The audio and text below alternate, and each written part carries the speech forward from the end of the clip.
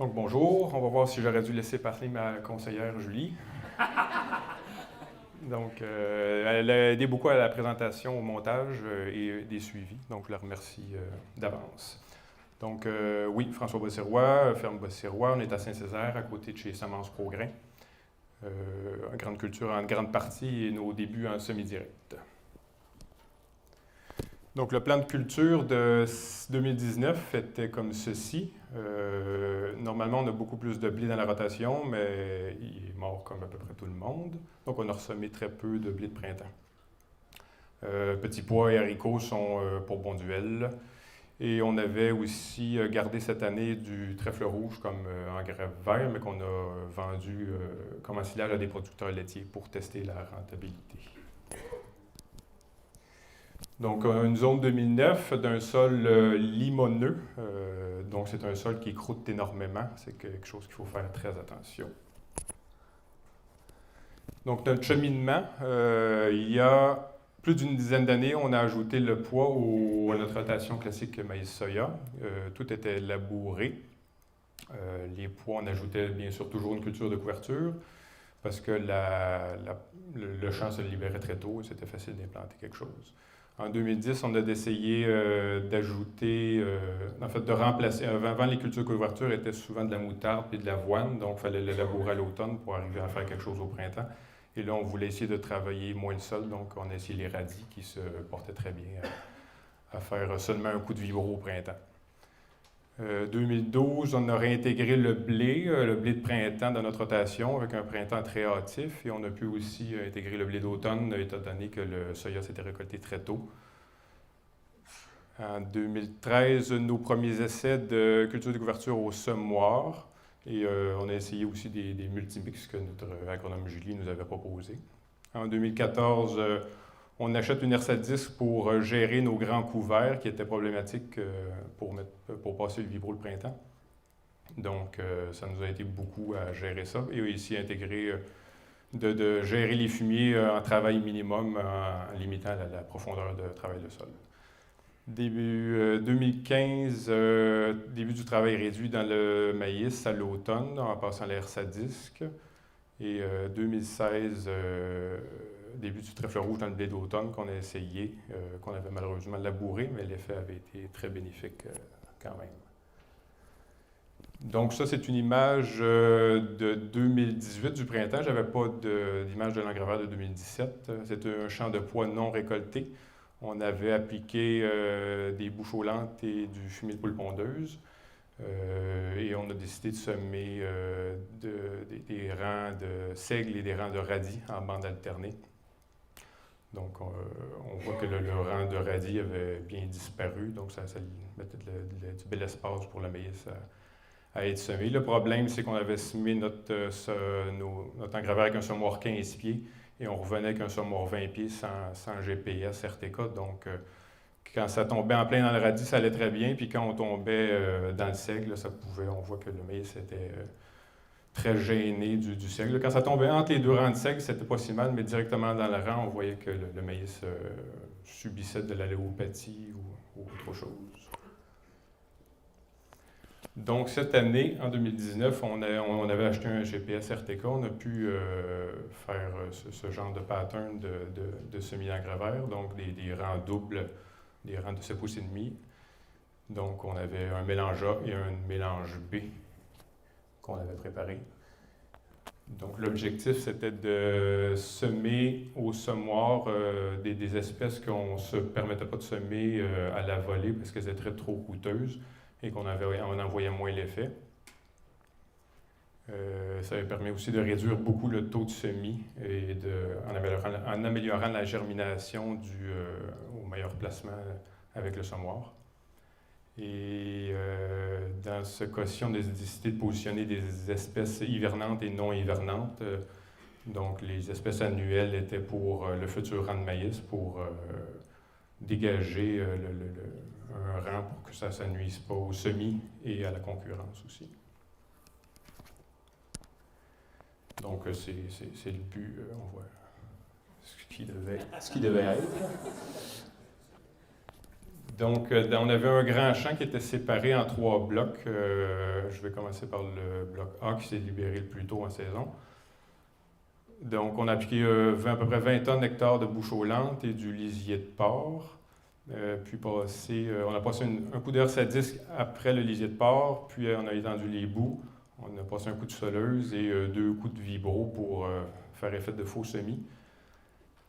Car ça, c'était une nouvelle terre achetée qui était avec une porcherie, donc les mauvaises herbes poussaient abondamment.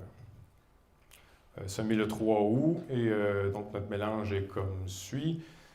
Ça, c'est un taux de semis, comme si ça avait été semé pleine terre. Donc, en réel, on a semé la moitié, donc c'était pas 50 kHz de seigle, mais plutôt 25. Et ça a donné... donc, on avait des bandes de seigle ça, je vais revenir après. Bon, ça donne un mélange à 79 $ l'hectare. Dans le Seigneur B, ça s'est libéré un peu plus tard. On a aussi épandu des bouts, du lisier de porc et du fumier de poulet, qu'on a seulement donné un coup de herse à disque, puis semé encore avec le semoir à céréales, et vers le 24-25 août. Et on a changé un peu notre mix parce que notre stock d'engrais verts était différent. Donc, on utilise le trèfle de Perse, entre autres, parce que c'est vraiment un annuel, donc on est sûr qu'il va mourir dès les premières gelées. Et beaucoup de semences par kilo, donc on a beaucoup d'autonomie. Et vu que j'utilisais le radis près de futurs rangs de maïs, ça faisait une plante qui était mycorhizée près du maïs. Donc, ça, c'est le champ semé rendu au 17 août. Rendu au 20 août, 17 jours après le semis. Donc, la levée était très bonne, c'était très beau. Mais étant donné la quantité de mauvaises herbes qu'il y avait, malgré les 2 faux semis, il y a quand même de la mauvaise herbe qui a levé. Et ça a quand même sali le champ. On voit ici des petits choux gras au travers du trèfle. Et ça va faire une petite banque de mauvaises herbes pour la prochaine année, mais en étant semi-direct et en restant en surface, ça ne devrait pas trop être un problème. Dans le scénario B, c'était un retour d'haricots. On avait utilisé du Pursuit en pré-levé. Donc, ça a donné un effet sur le radis qu'on avait déjà vu auparavant dans d'autres années. Et vu qu'on a travaillé ça seulement un peu en petite surface, un peu pas creux, donc je pense que l'effet du Pursuit a été plus élevé. Puis les radis ont eu de la misère à lever. On a envoyé des très beaux puis des très petits. Que même après 1 mois et demi, on voyait encore des petits plants très stressés par l'herbicide. Donc ici, on voit que le trèfle de incarnat qu'on avait mis avec le seigle s'est bien développé. Donc ça donne ça 2 mois après le semis. Donc, on aurait aimé un peu plus de densité dans le radis, mais ça donnait quand même quelque chose de bien. Ça, c'est le retour de blé. Donc, on a parlé tantôt des rejets de la batteuse. C'est quelque chose qui m'agaçait quand même. Là, on voit que peut-être qu'il y avait un peu trop de pertes, mais quand même, les pertes, toutes les repousses de blé en arrière de la batteuse, ça étouffe vraiment toutes les autres engrais verts. Même à la fin, à l'automne, il n'y a toujours pas de radis qui a pu pousser au travers. Donc, dans les constats et améliorations, les toxicités d'herbicides avec le haricot, c'est quelque chose à surveiller, de ne plus utiliser peut-être de Pursuit. C'est difficile de semer aussi des petites graines quand on sème des grosses graines, des petites graines, de changer la profondeur, c'est quelque chose qui est un peu compliqué. Parfois, on a trop de radis. Dans le premier essai, on avait vu que le radis était semé trop fort, à 8 kg hectare. C'était un peu trop fort. Trop souvent de céréales. Dans nos taux de semis de céréales, ils sont souvent trop élevés. Ça nuit au trèfle qui s'implante plus lentement. Dépendamment s'il y a de la sécheresse ou pas, ça impacte aussi la croissance de certaines plantes ou non. Les rejets de la batteuse ont un grand impact sur l'implantation de l'engrais vert. Ça, c'est quelque chose que je voudrais acheter des éparpilleurs pour mieux répartir les rejets. C'est difficile de trouver la proportion idéale pour chaque saison à cause de la profondeur de semis qui n'est pas toujours la même et disponibilité d'azote qui diffère selon la saison, qu'elle soit sèche ou humide. Dans les mélanges ne pardonnent pas si, comme dans une école, les radis se sont mal implantés, ben ça laisse la place aux mauvaises herbes. Donc, on est pris avec ça pour les prochaines années.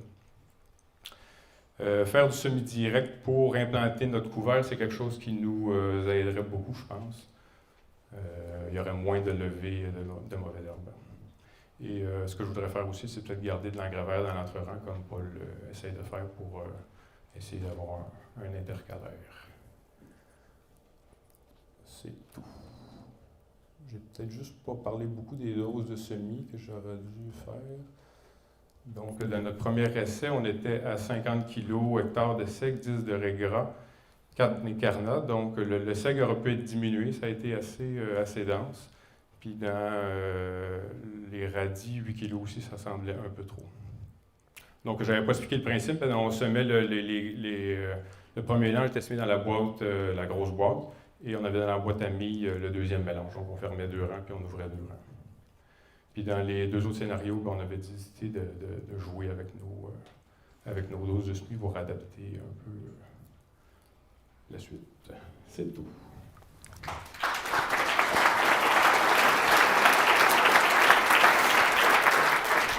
Merci beaucoup. On a des questions pour François? Encore une question? Ah oui. Pourquoi pas en semi-direct? Non, vas-y. Tu parlais des choux gras en tant que mauvaise herbe dans ton couvert. Est-ce que tes choux gras sont venus à maturité? Oui, on fait des graines viables. Ils ont fait des graines viables? Oui, parce qu'ils ont commencé à pousser à partir du Début 20 juillet, peut-être, ou début août. Donc, on a eu le temps en masse. Parce qu'autrement, c'est aussi vous l'avez pas. Ah oui. Oui, ça. Quand ils sont tranquilles, ils sont fines, mais quand ils... On a même regardé les racines. On a même déterré pour regarder les racines du chou gras, puis ça a l'air intéressant. Ouais. Il y a une contribution. Ouais.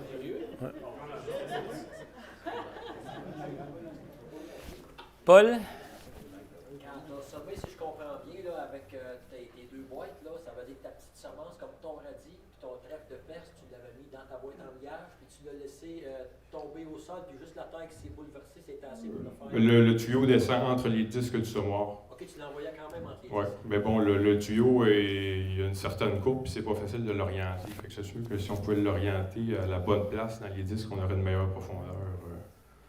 Tandis que là, des fois, il tombait un peu plus par en avant ou un peu plus par en arrière. Là, ça a quand même réussi, puis c'était fait en haut. Là, fait que ça... Oui. D'autres questions pour François? Non? Merci beaucoup, François.